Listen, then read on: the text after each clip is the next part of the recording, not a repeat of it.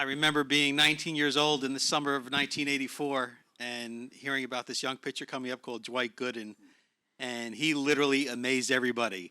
Back then, for all of you that were too young to remember papers, the Mets owned the town in the back pages for 10 years. And I was a Yankee fan, and I didn't like it. So first off, Mookie, we'll start with you since you're the senior fellow here. Don't say it like that, And you were the transition. Jesus, man, everywhere I go, somebody got me telling me my age. That's all I'm talking about, my age. You were the transition from the dark days of the Mets in the late 70s into the dawning of the 1980s. When you think back that it's been almost 40 years, yes. how do you grasp something like that? I think I told someone earlier. I signed with the Mets in '77. Didn't know the Mets existed. Didn't know who the Mets were because in South Carolina, all you hear about is the Yankees and the Braves. That's all you hear. This Week in Baseball, for those of you who remember This Week in Baseball, Wild World of Sports, Gargiole and other people, the Dodgers on television, the Braves on television, the Yankees. That was it. So when I was drafted in '77, I didn't know who the Mets were. But go to the minor leagues and stuff, which was brutal. I don't wish that on anybody. The minor leagues is terrible. But the teams I were on won. We won in the minor leagues. I've been used to winning, high school, college, minor leagues, we won. And then something weird happened. In 1980, the Mets called me up. So I'm being I used the word, a little cocky.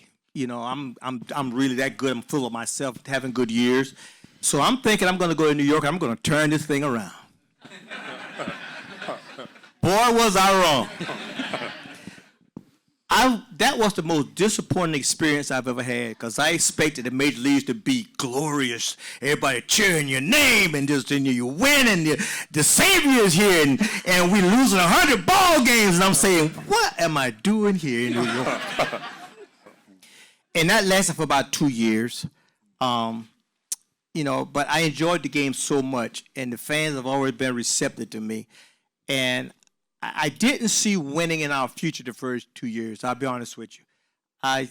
We had some great guys, Doug Flynn's and all those Rusty Staubs and all those. They were great, super guys.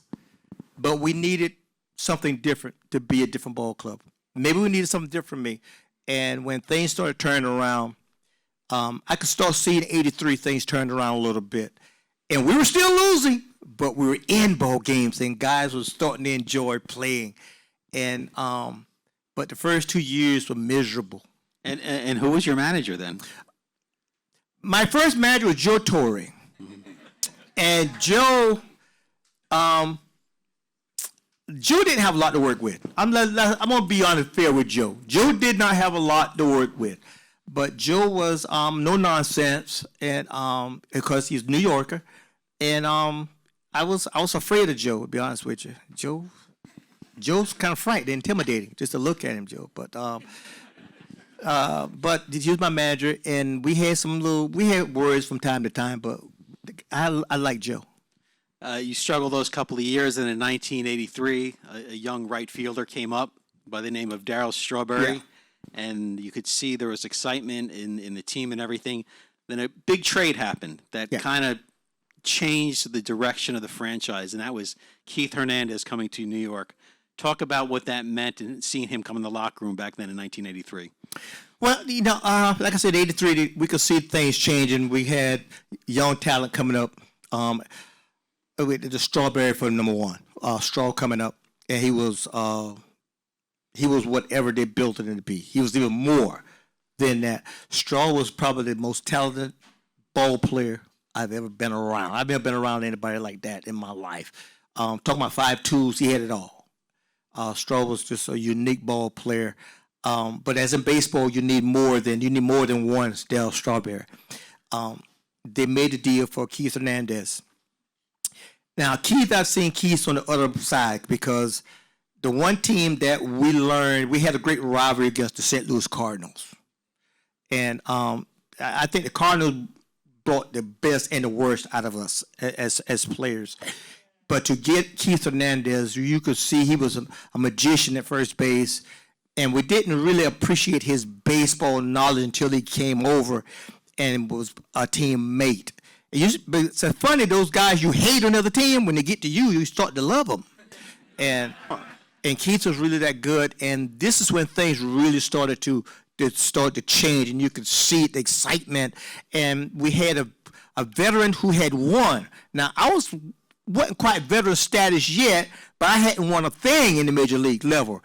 And my being a little more reserved, a little more quiet, I couldn't walk up to people and say, hey, man, you suck today. But Keith could do that, and get away with it because he had won, and he was the manager on the field, to be honest with you. So that was probably the best move the Mets ever made. Now, was that with a cigarette in his mouth or without a cigarette in his mouth? Well, it depends. It depends between at bats.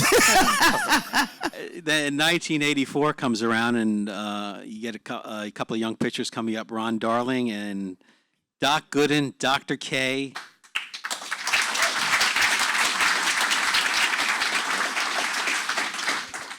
In a summer that was nothing less than sensational. I could still see you on pitching on a summer night in July at Shea Stadium, the sweat running down your forehead. You're wearing the long sleeves and just dominating that Uncle Charlie curveball you had from 12 to 6. What made it so easy for you, Doc?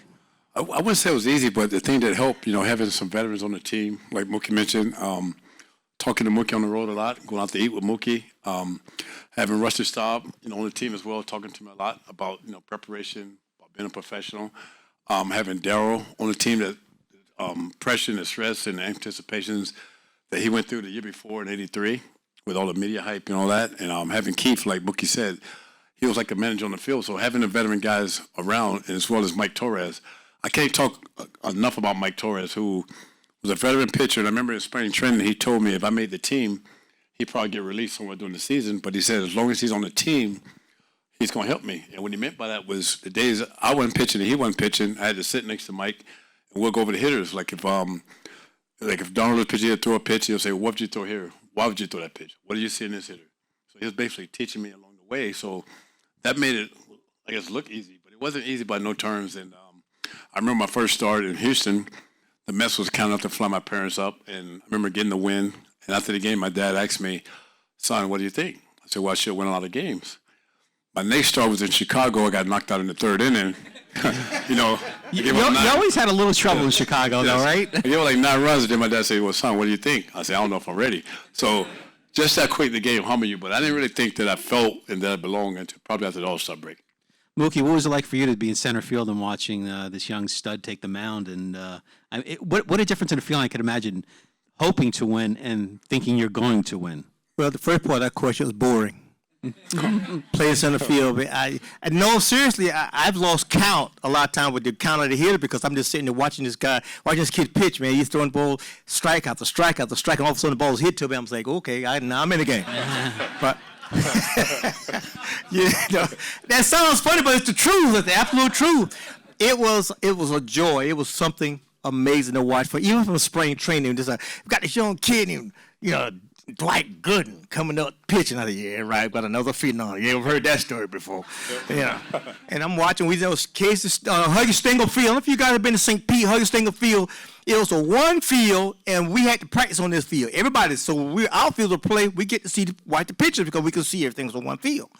And he's just throwing hammer fastballs. I'm saying, geez, nobody's that good, But the thing that impressed me the most was his composure.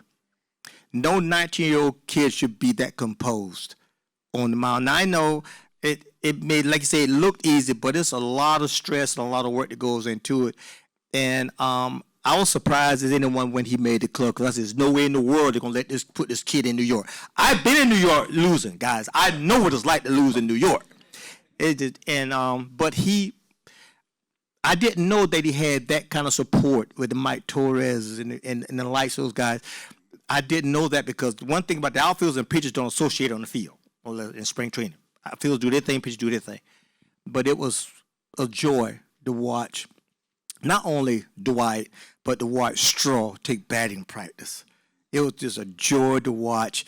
And, to be honest with you, I felt relieved. Because like I told you before, I thought I was going to be the savior. But no, hey, somebody else they can look at right now. But it was just so much easier to play the game when you got guys young and old who wanted the same thing you wanted, and that was to put a good product on the field and give you the best chance of winning. And that's just what these kids did. And the comparisons, Dwight, early on, a lot of pressure. Tim McCarver was the Mets broadcaster, a former Cardinal, caught for Bob Gibson, those comparisons to Bob Gibson. Did you feel a lot of pressure early on with those comparisons? My first year was, I wouldn't say it was easy, but it was kind of easy to step in. Expectations wasn't as high because of my age, because thank God for Davey Johnson. Davey fought for me to make the team my first year, because the previous year in '83, I pitched for Davey in AAA in Tidewater for the playoffs and World Series. I got the win, and he told me whoever he managed the previous year, the next year, that I would be on his team. So George Bamberger resigned. Yeah. Davey got the job, and Davey fought for me, because I remember in spring training, every spring training game, the media would come to me afterwards and say, well, the front office said you're probably going to AA or AAA because of your age. Then me, like a kid, I'll run in Davey's office and say, they said I'm going to AA or AAA.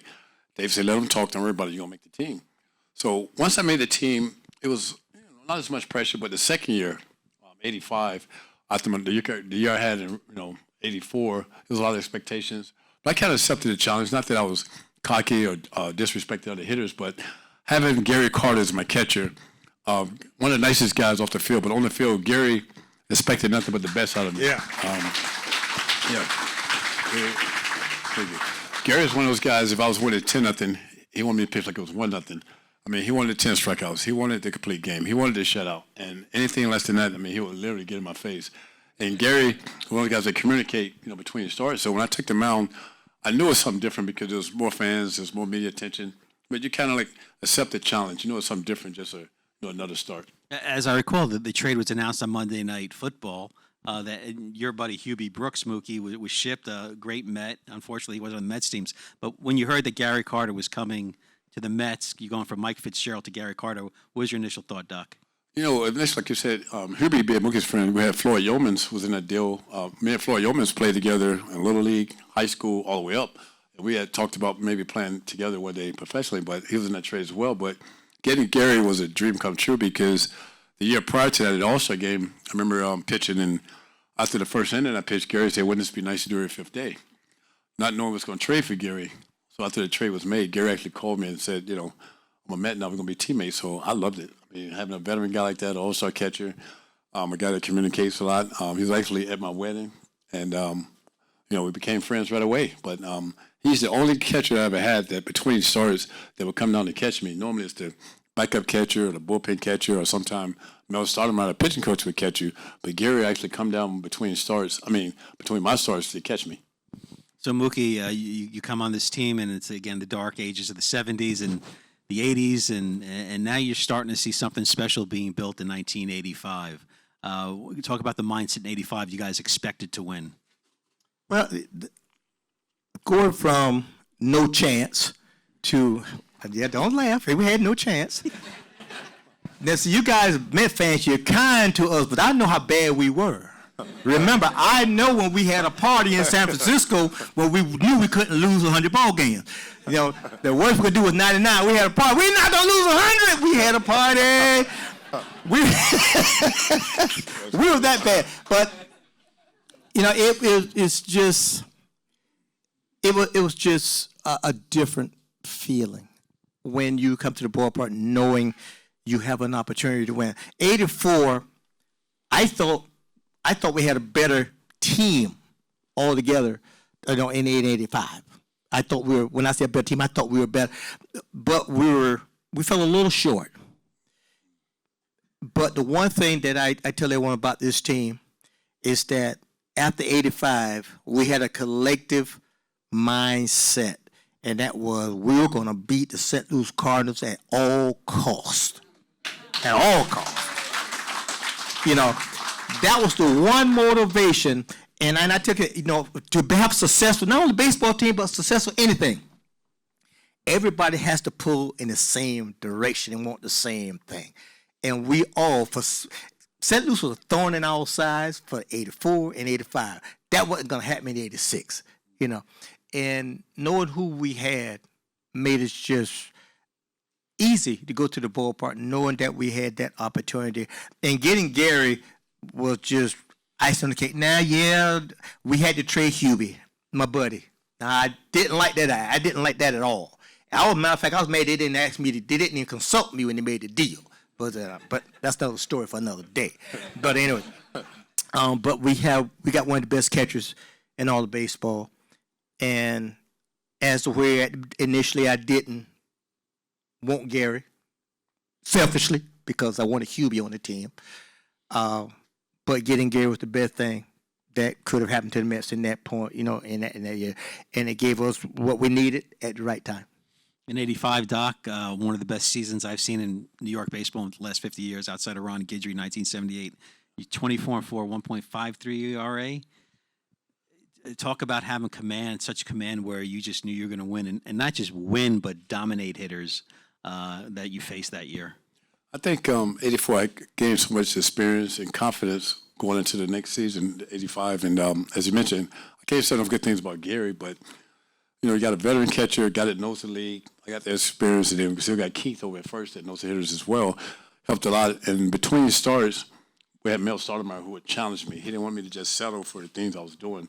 So between starts, we were always working on different things. And myself, I accepted the challenge, as I said, because I knew that it was more fans in the ballpark. It was more media attention and all the, I would say pressure was there. But one thing my dad used to always tell me what it was hard to do, he said, just pitch your game and not pay attention to the names on the back of the jersey. That's hard to do when you're only 3 years out of high school and you're facing Pete Rose or Andre Dawson on these guys, not to pay attention. And the other thing was I was afraid to fail, believe it or not. I was just, because I was young, and then I've seen a lot of guys have success early and then don't last, so I was afraid to fail, and that gave me extra incentive to go do well. Between starts, I always work harder and try to do better than the start before. And, each start was a challenge, and I accepted the challenge. 1986, all hell broke loose, literally. 108 games, one of the best teams of all time. Talk about going into that season, and it was World Championship or bust, Mookie, right? After what David said, yeah. When you go to spring training and you tell the world that you're going to dominate, yeah, that ain't too smart. But we were confident that we were going to compete for the championship. That was never the question. But, there's been a lot of good teams that have lost. We almost did. Don't anybody lie and say we did. We almost did. And it wasn't because of lack of talent. It's just sometimes things don't fall your way. But we were the team to beat us, no ifs, ands, and buts about it. We knew that coming in '86. Now, no one can predict the 108 ball game. No one can predict that. But we knew that the rain had to come through New York. We knew that. And Doc, talk about the team in '86. Just running through everybody, town to town. As Strawberry said in that documentary, Once Upon a Night in Queens, you took no prisoners. You went and conquered each city you went to. Yeah, I think it was fun because, at home, the fans, and not to blow smoke, but you guys played a big part with all the curtain calls and cheering and all the energy you guys brought to Shea. We could see, I could see, the visiting players was already intimidated when they came to Shea. Yeah. Because they had to face us and coming to New York with that New York crowd. You guys getting on everybody, doing batting practice and all that stuff. We appreciate that. That played a big part. Yeah. Seriously, played a huge part. Yes. So thank you. And in the same way, like you said, went on the road. I mean, we just had so much confidence. We go out and stretch together as a team. Everybody, we was together. And I don't know if you want to call it cocky or confidence, what you have it, but we had it. We knew it. We felt good about ourselves. And we just had a lot of confidence. You go into the playoffs to take on Houston. Mike Scott cheated a little bit. A little bit. It was a battle for you. There was no guarantee you were going to win that game, and if Houston would have took that series, the '86 Mets would be looked at differently all these years later. Talk about what made them so tough, Mookie. It's no question about it. Talking about the Houston series, we had this, for lack of a better term, we dominated everyone we played. But of course back then we only played Houston a couple games. We didn't. Wasn't like it was now. You played, in the West, to play the East is just as much. And Houston, of all the teams we played, I will admit it. No one else will, but I will. Houston was the only team that I felt would challenge us because they had exactly what we had. They had speed, they had power, and they had pitching. There was no other team that could match us up. No other team. When we went in there, we knew it was going to be a battle. We knew that. And I think that would put us over the hump. Now, Game 6 in Houston was the game, excuse the phrase, was the game from hell. Because if we lose that game, don't underestimate how the psyche of ball players play in their performance. That game was, to us, win a bus.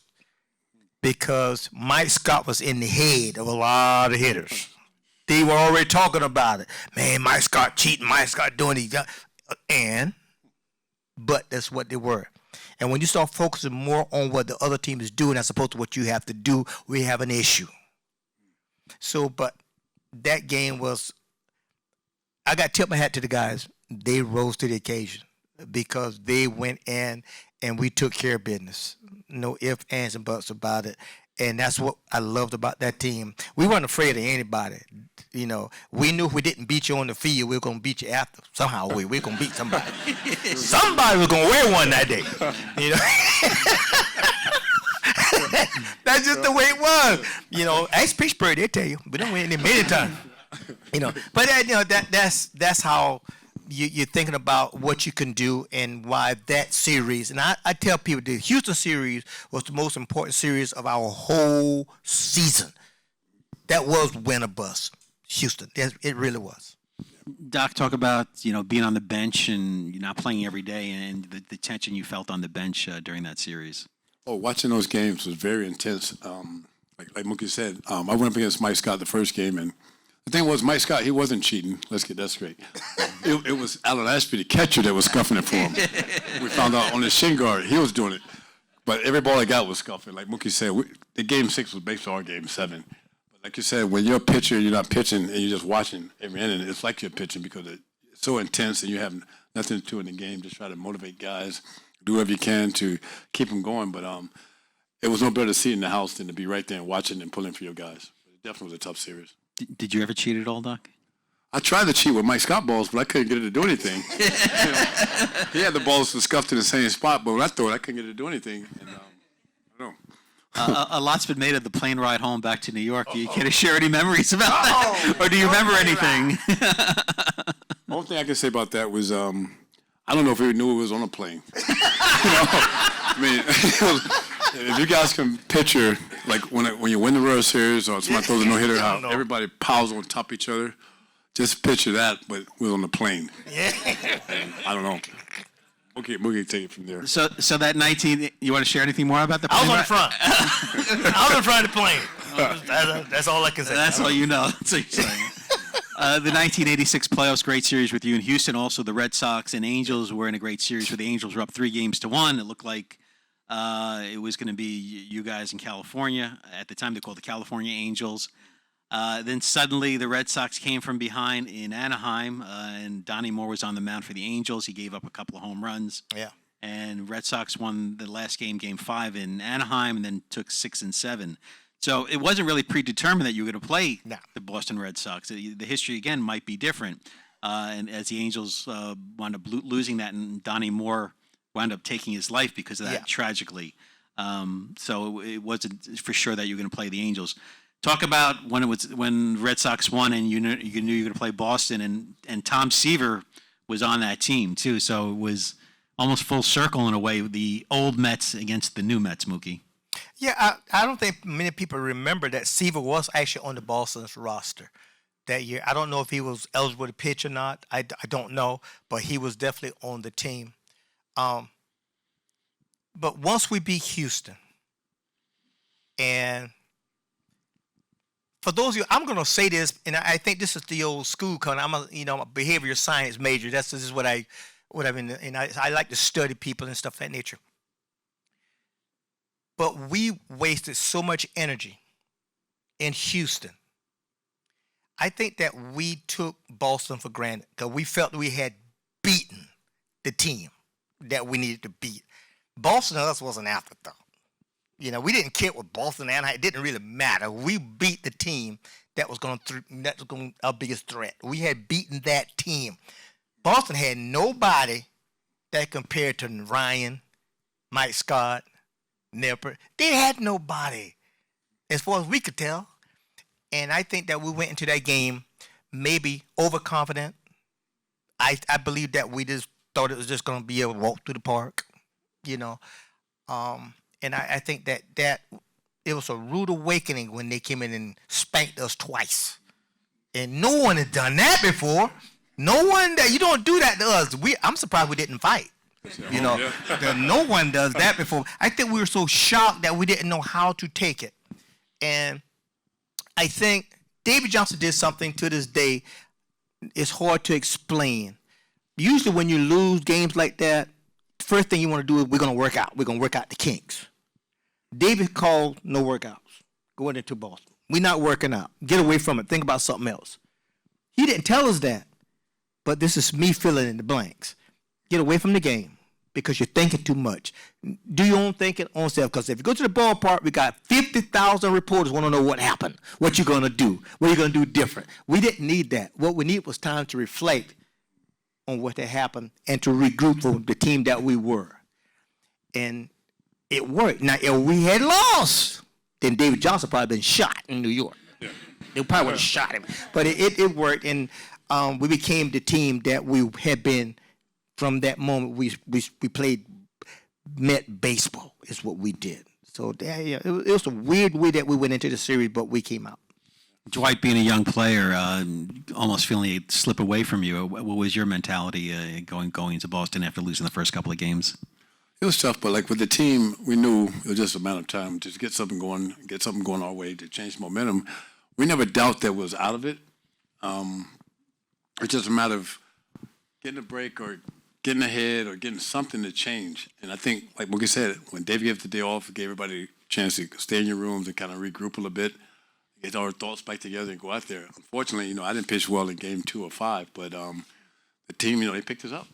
Everybody did their part and played together. Sid Fernandez, I don't think he got enough credit, but he pitched some great balls for us. He saved us out there. Yeah.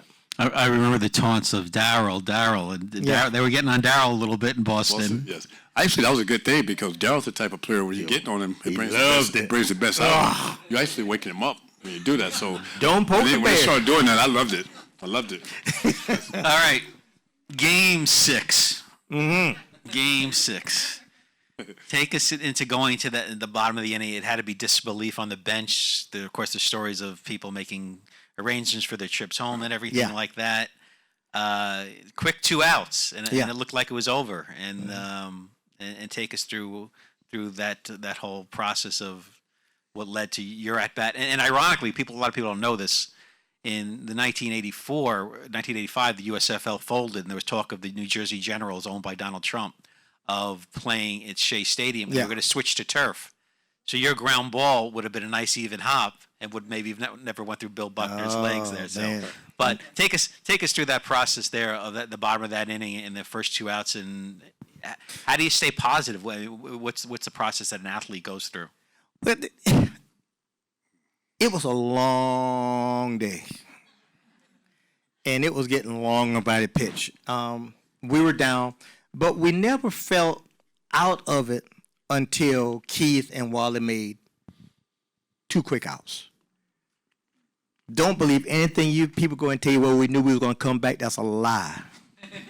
We did not know we were going to come back. If you ever see the video, and someone showed me a video, a little box of videos. I don't know if he's a young man. Little box of videos. Watch Game 6 and watch the dugout. Watch the manager, the pitching coach, and I'm sitting about 2 seats down from them. We were like saying, we done blew it. This is the thought. We blew it. But then you got 2 strikes, a hit. 1 loss, a hit. Big deal. We down 2 runs. 2 strikes next guy. Another hit. Okay, now I gotta go stand up here on the zone deck circle just for show. I don't know why I'm standing up here. I ain't gonna get the hit. Did you want to come up? Did you want to come up? Well, yeah, I wanted to come up, but not under those circumstances. But I think we get there. Next guy gets 2 strikes. He gets a hit. And guess who coming up next? Me. Now, I don't know if you guys follow my career, but I don't do well with 2 strikes. I just don't do well with 2 strikes. So whatever's going to happen, I want it to happen before I got 2 strikes. Well, anyway, the guy got 2 quick strikes on me. I had to go from not getting a chance to hit to now being the GOAT in New York. You understand now, I've been in New York a long time. You guys aren't very forgiving. Not very forgiving. In other words, so now we're still down a run. I'm at the plate, and I got 2 quick strikes. The pitcher is kind of dumb, because if he knew I wasn't going to let nothing go by without swinging at it, he could have threw that ball over my head. I was swinging, because I was not going to let the umpire call me out. Plain and simple. It happened to me too many times. But anyway, he got tricky, tried to throw a ball inside. I don't think he meant to throw it there because I was cheating away. I was going to ball standing out face before, and I knew he was going to throw that ball, little sinker, way out there. And I was going to go out and cheat. I was going to hook it down the line. That's what I was going to do. But he threw it inside. And if you watch the video, the ball wasn't that much inside. But I was cheating out there so bad that it was, I think it was closer than what I thought it wasn't as close as I thought it was. And I'm jumping like a fool, but I jumped out of the way. Catcher got messed up. Ball goes by. Run scores. Game is tied. I'm off the hook. I'm off the hook. I'm playing with house money. There ain't nothing I can do now that you guys can boo me for. Nothing. But anyway.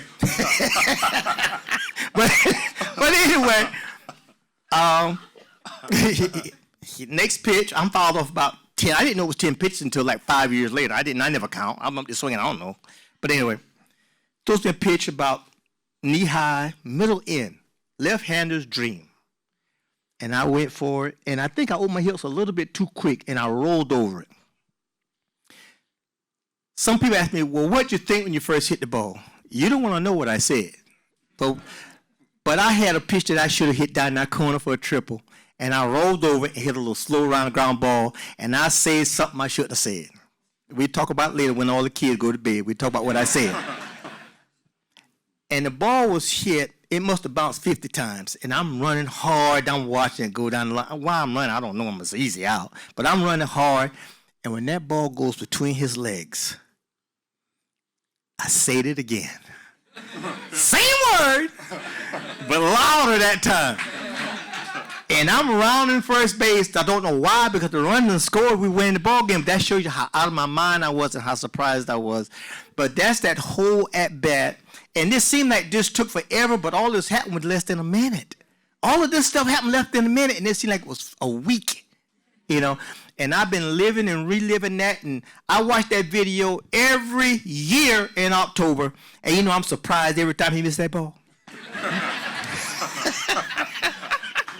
I get the same thrill every time. Doc, you were sitting in the dugout. Shea Stadium must have felt like an earthquake. I was actually in the clubhouse. I wouldn't have said it that night, but I was actually one of the guys in the clubhouse. And like Mookie said, you're thinking it's over. We blew it. How did it get to this? Wish I could have pitched, but all these things going to your mind. But to see that actually happen, I mean, you just knew that there was no way that was going to come back in Game 7 and do anything. But to see that happen, it just lets you know, and you taught this as a kid, that this game is never over till it's over. Yeah. But honestly, like Mookie said, we thought it was over. At least I did.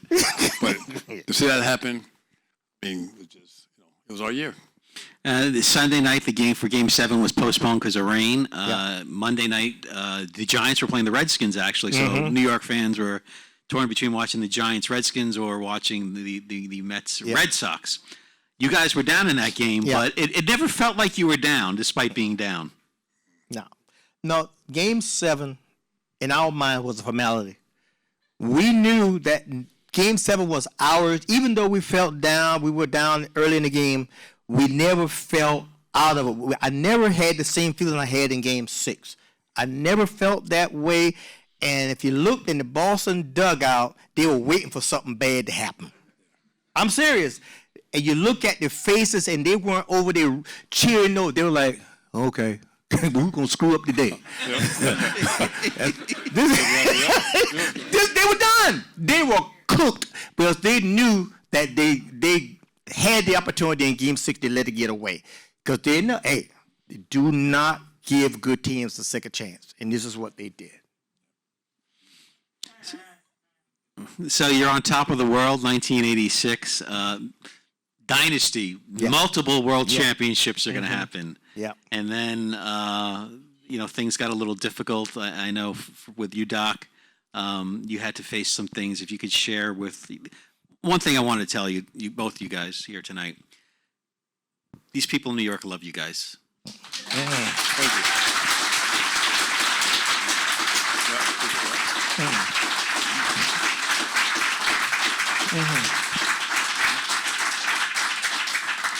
They love that team. It brings people back to when they were 19, like myself. And the emails I got from people, oh, we heard that Mookie and Doc are going to be there. I want to bring my nephew. I want to bring my grandfather. I want to bring so-and-so. So you mean a lot to this city. So when people read at the time and know about what you've had to deal with, Doc, they feel for you and they want to know that you're doing okay. Share about some of the things you went through to have so much success in '86, to be kings of the world, really, and then you faced the bottom of the world. Well, can you share with your fans here what it's like and what you went through? Oh, most definitely. First of all, I appreciate all the support you guys give me on and off the field throughout the years. That means more than anything because you're dealing with a life. And I'm going to say, before I get back to your answer, today, all the mess that I made, I try to turn that into messages. I'm involved with a lot of teenage addictions and a lot of programs that try to help them not make the same mistakes I've made because I know what pain feels like. I know what pain looks like. So you try to change that. And '86, after we won the World Series, which should have been one of the happiest days of my life because that's like a childhood dream. When you're in your backyard, those things you dream about doing. But it turned into like one of the worst days of my life, just that quick. Like, you're celebrating with your team. You celebrate on the field. You celebrate with the fans. And then you go in the clubhouse and you call, a dealer. And the next thing you know, you're hanging out all night with guys you don't know. Then you miss one of the most important days of your life that you couldn't get back. And that happened to me for years. Missing that parade to share with you guys and your teammates. That's one of the things you can't get back. And you learn to get over it. And then what helped me get over it was, I had someone tell me, if the fans forgiving you, your family's forgiving you, God's forgiving you, how come you can't forgive yourself? I had to look at that really deeply, and I had to understand that the reason I wasn't forgiving myself at the time because I was using it as a reservation to keep self-destructing. But once I was able to forgive myself, I still remember not being there. Don't get me wrong, I wish I could have, but I can't redo that. So when I see these guys, I still get to share that moment. And I was there with the team when we won it, so that helps a lot, to take care of some of the pain that was there. The scar is still there, but it's healing, still healing.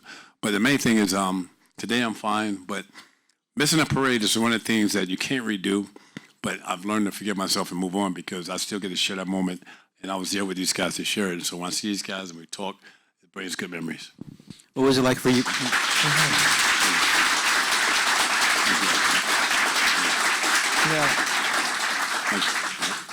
Thank you for sharing those intimate stories. Mookie, what was it like for you to watch a fellow teammate and with so much talent like Doc struggle and go through what he was going through? But it was tough.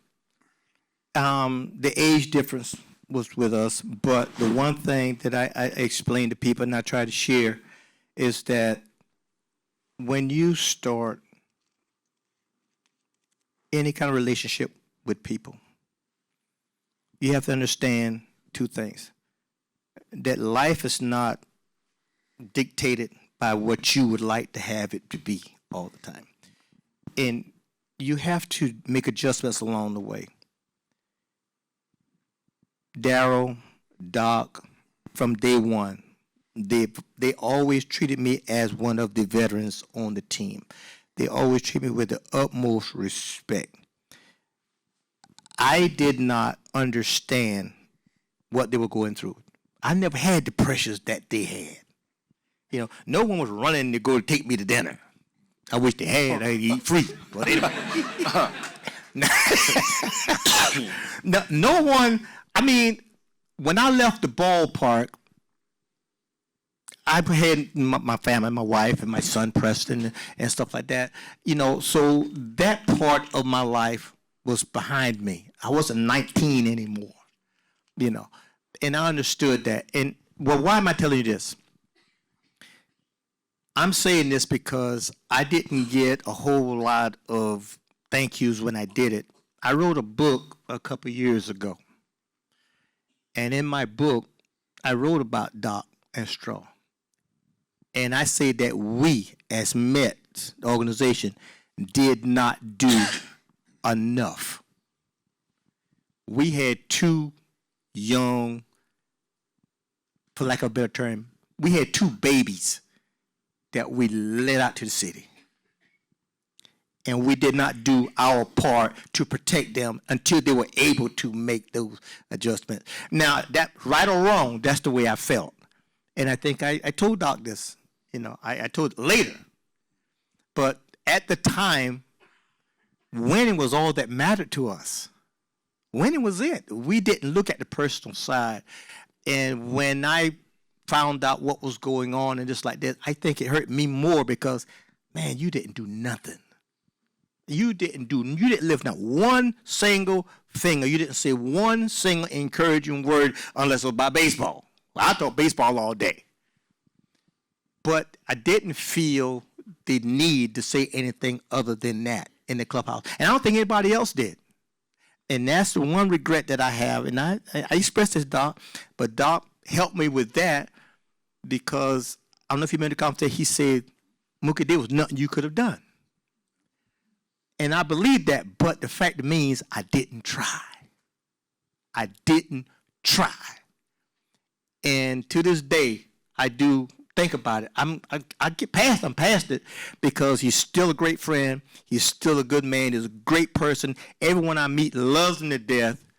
And I know this man would give you the shirt off his back, even though it wouldn't fit me. Now he'd give me the shirt off his back if I asked for it. And that makes me feel good to know that he is becoming the man that he wants to be and everybody wants to see. He is still Doc the K to us. That's who he is.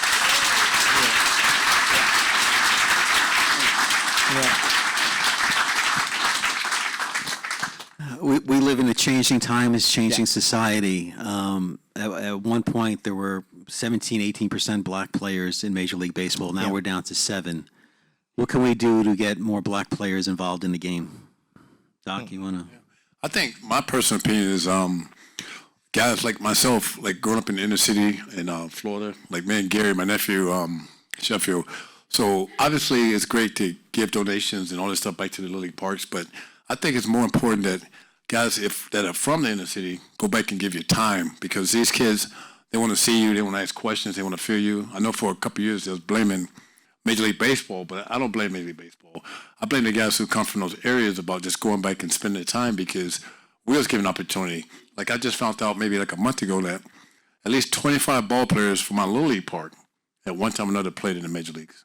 From my Little League ballpark, not high school, but Little League ballpark. And that was in the inner city right next to the projects. And so I think it's important for us to go back and give time to those kids so they can see you, they can feel you, they can ask you those questions. I think that's the most important thing that we can do to maybe help.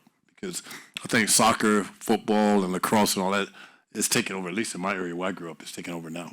What about you, Mookie, coming from the South? Well, that's a very complex question.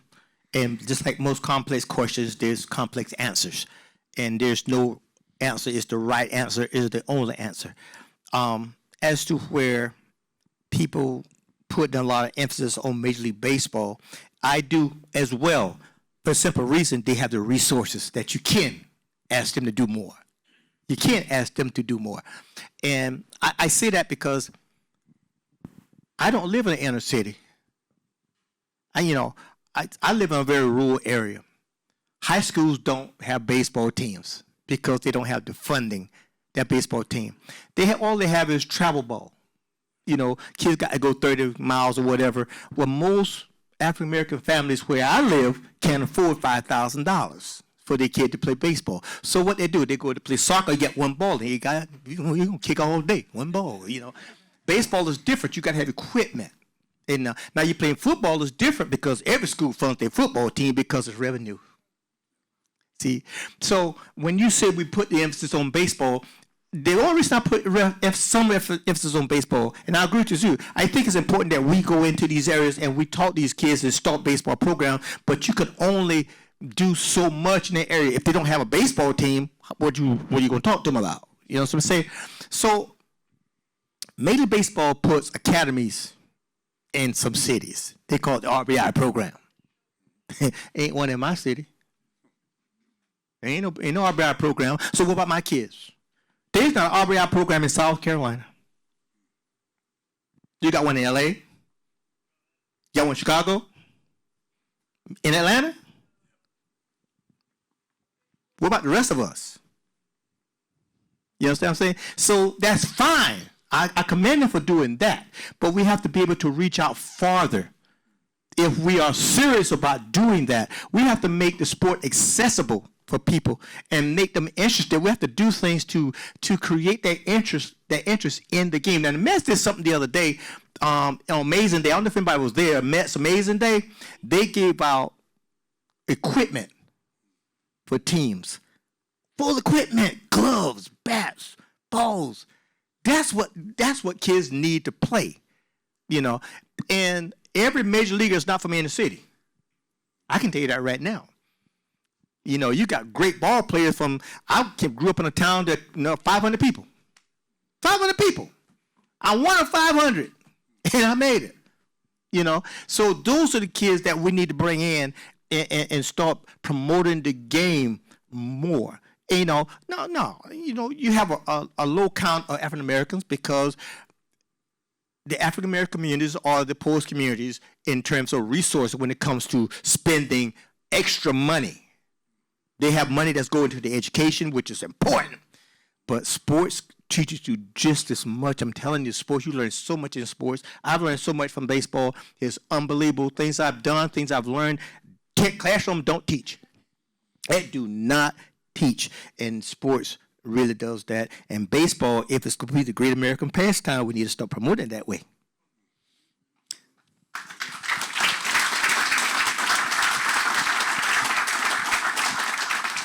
Doc, baseball's trying to change. They're going with this pitch clock. What's your quick take on the quick pitch now? I like it, actually. I'm still a fan of the game. I mean, there's a lot of it's changing that I don't agree with.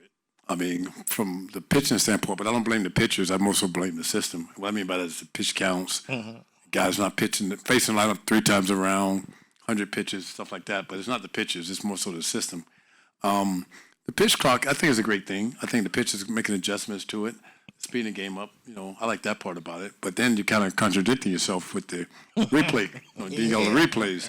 So you're contradicting yourself a little bit. But overall, like I said, I still love the game. Yeah. But it's changing a lot. Hopefully they don't change it too much because it's still a beautiful game. Yeah. What about for you, Mookie? Does a pitcher have the advantage, and do you like it? Because you stole bases in your day. Now we're bringing some speed back in the game. There's some advantages, but most of the changes are geared to help the offensive side of baseball. Most of the changes because they want the game to be faster. They want the fan to be faster, but they want the excitement of the game. And it depends on what side of the street you're living on. Now, I was a base runner, and if I know you can only throw the base twice, oh, baby, we gonna have a lot of fun, you know. And this is where it's going to help. But we'll see how many guys can actually take advantage of it. Let's see who's smart enough to get what we call one-way lead. You know what a one-way lead is? Anybody know the one-way lead? Okay, I'm gonna educate you here. That's the first baseman.